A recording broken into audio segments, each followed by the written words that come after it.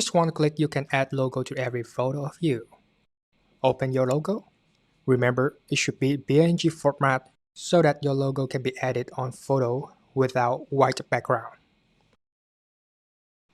Choose Attach Photo tool. The logo window pop up with lots of features inside. Select folder which contains photo you want to add logo. And the output short folder after the tool add logo to your photos. You can adjust the logo size, opacity as you wish. There are many positions for you to place your logo: top left, center, below, etc.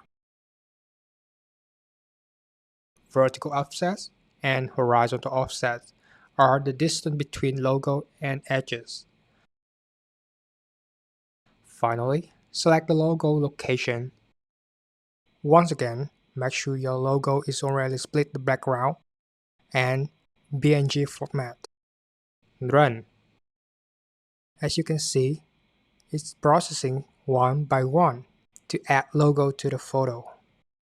Let's open the photo and check it. As you can see, the tool adds logo to every photo automatically. This is the easiest and fastest way to add logo in Photoshop that editor and photographer wanted to. Sorry, you're editing photo solutions.